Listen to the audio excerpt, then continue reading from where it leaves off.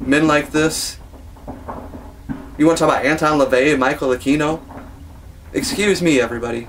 Excuse me. When's the last time the creator of heaven and earth came and manifested and made a covenant with them directly? Directly! Do you hear me, folks? Not what he read in a book. Directly! Person to being! A real visitation, everybody. Not some drug-induced imagination or some dream. Actually, a prophetic declaration was made. A covenant, a relationship. An earthly man was visited by heaven. The heaven came to the earthly man and made a deal, a covenant, a contract. Folks, you want to tap into the heavenly realm? Serve the Elohim of covenants, Yod-Heh Vav-Heh of Israel, through his son Yahshua Messiah. Make a covenant, a new covenant, and you'll receive mighty power. All authority in heaven and earth is delivered unto him, because he came from the lineage of Abraham, the original man of covenant. See, Adam, Abraham, these are men of power. These are men of power. These other guys, Franz Barden, please. We're talking about a real, written, historical reality that has even an effect on the world. History was beginning to be transformed. The entire history of the human race is being transformed. And let me tell you a little bit more. Let's go to signs and wonders. You see, signs and wonders are miracles, everybody. They're supernatural events. And I mean beyond the natural, beyond the temporal material realm. Supernatural events, everybody. We're going to go talk about Moshe, a worker of manifestation and miracle. Genesis is Abraham. Now go to the next book, Exodus, Shemot. We leave Bereshit, we go to Shemot. Exodus 7, we're going to talk about Moses, Moshe. Now it gets really, really interesting, everybody. Now, you might be sitting here and say, well, okay, Aleph Tav, man, you're making all these claims, you're running your mouth, you're saying all these things, you're reading your Bible, you're getting excited and you're zealous. Oh, yes, I am. See, I'm here live and in 3D and in person today for you. This is the Aleph Tav man on H Kodesh Productions, everybody. And I'm going to tell you right now, it's going to get real interesting. You see, because I'm about to show you a written record of a confrontation and a showdown between the power of Elohim and the power of someone who isn't Elohim, okay? Shemot chapter 7. If you've ever watched the movie Ten Commandments, you've probably seen this. Okay? Verse 7 through 12 of Exodus chapter 7, 7 through 12, everybody. It reads, And Moses was 80 years old, and Aaron 83 years old, when they spoke unto Pharaoh. And Yahweh spoke unto Moshe and Aaron, saying, When Pharaoh shall speak unto you, saying, Show a miracle for you, then you shall say unto Aaron, Take thy rod, and cast it before Pharaoh, and it shall become a serpent. And Moses and Aaron went into Pharaoh, and they did so as Yahweh commanded. And Aaron cast down his rod before Pharaoh, before his servants, and became a serpent. Now listen, that's pretty incredible. But, watch this now. Then Pharaoh also called the wise men and the sorcerers. Now the magicians of Egypt, they did also likewise with their enchantments. You say, aha, Aleph Tav, man, tit for tat. Elohim makes serpents. Well, Pharaoh's sorcerers and magicians did that too. But now watch this, everybody. For they cast down every man his rod, and so they became serpents. But Aaron's rod swallowed up their rods. Okay. Now, your snake just got eaten by my snake. My snake ate all your snakes. My snake ate all your snakes. I think I won. Okay? Now, it gets better. Okay? Let's see some more power. Now, if that isn't fantastic, I don't see very many people being do that today. Do you see anybody being able to do something like that? Have you seen it done on TV or live in person, that people change rods into snakes? Have you seen it with your own eyes? Have you witnessed it? See, I read these things, okay? So, at least I've got a written record. I got something tangible. I don't have anybody's word. I have a written word. Okay, I don't have to take anybody's word for it. Okay, it's written down for me. I know what they're saying. And listen to this. It gets even better. Showdown number 2. Okay, everybody, Exodus chapter 8, verses 16 through 19. And Yahuwah said unto Moshe, saying to Aaron, stretch out thy rod and smite the dust of the land, and that it become lice throughout all the land of Mitzrayim, all the land of Egypt. And they did so, for Aaron stretched out his hand with his rod, and smote the dust of the earth, and it became lice in man and in beast, and all the dust of the land became lice throughout all the land of Egypt. Wow! Wow! There's a lot of dust in Egypt.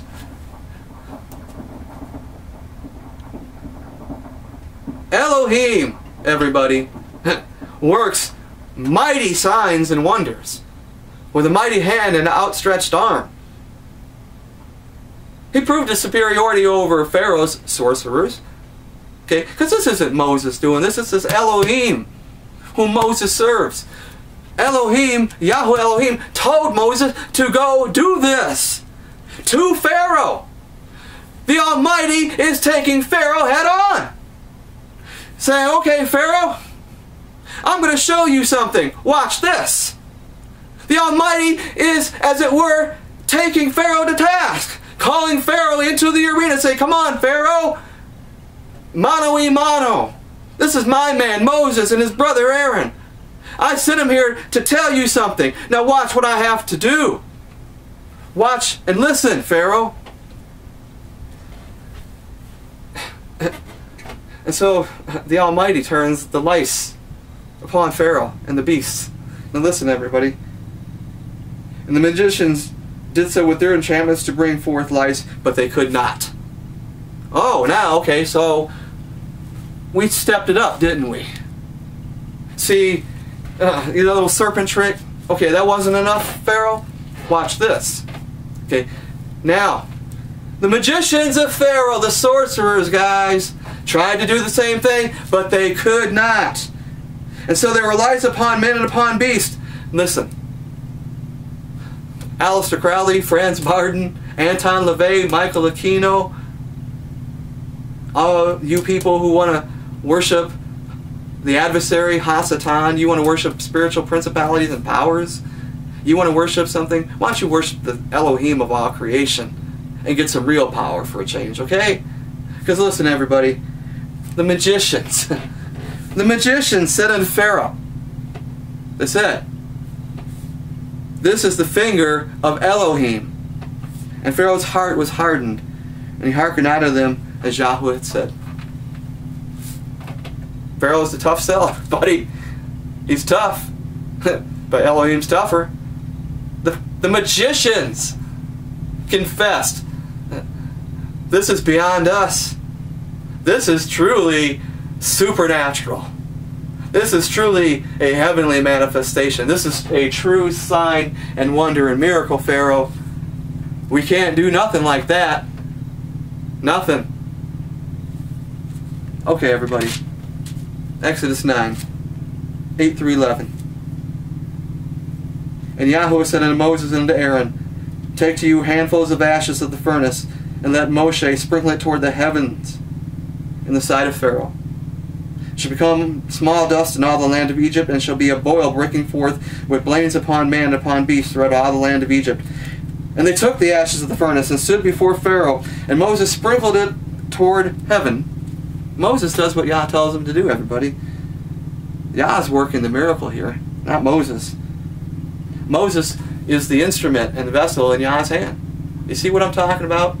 You want power? Look what Moses and Aaron are doing, everybody. Something magicians and sorcerers cannot do.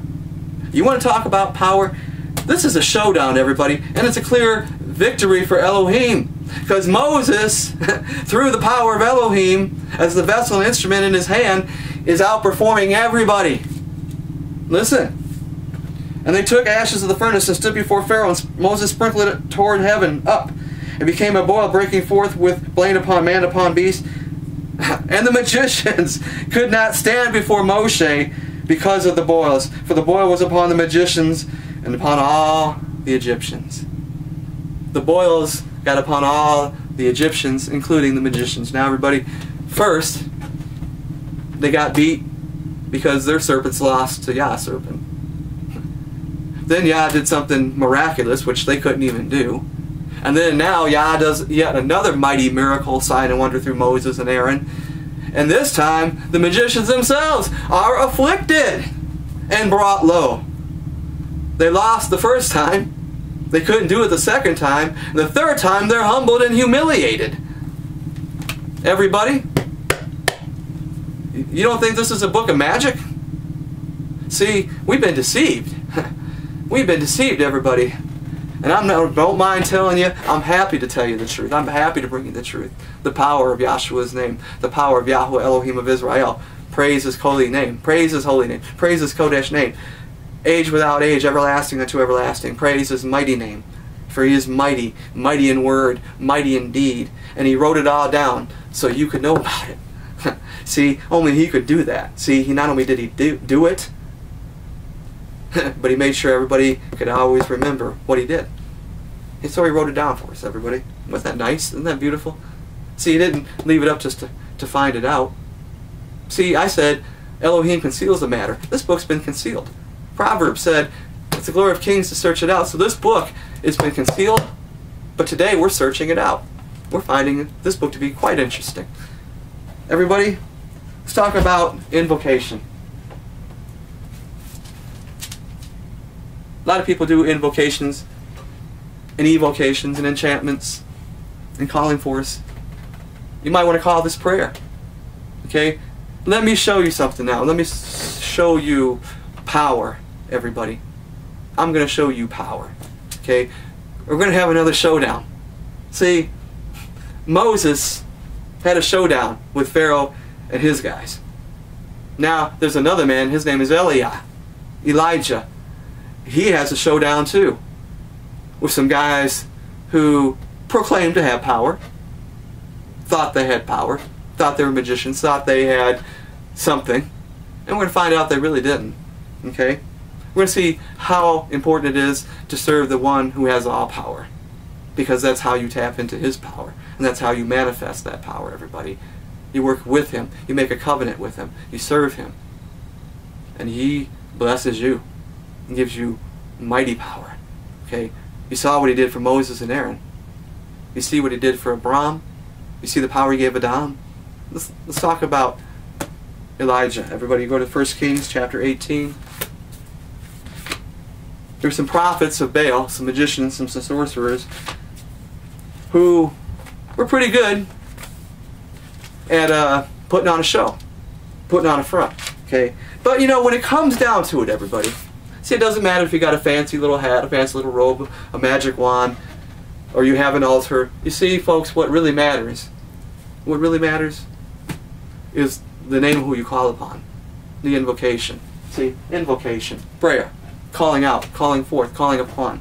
See, 1 Kings chapter 18, everybody, Eliah is having a showdown with the prophets of Baal. Now listen, everybody. On one side is Elijah. On the other side, the prophets of Baal. Okay? And all the nation. Okay, all the nation come together. See, the nation of Israel comes to this battle, this showdown, this stage. Okay? And we're in 1 Kings chapter 18, everybody. Listen. If you go down to verse 20, excuse me.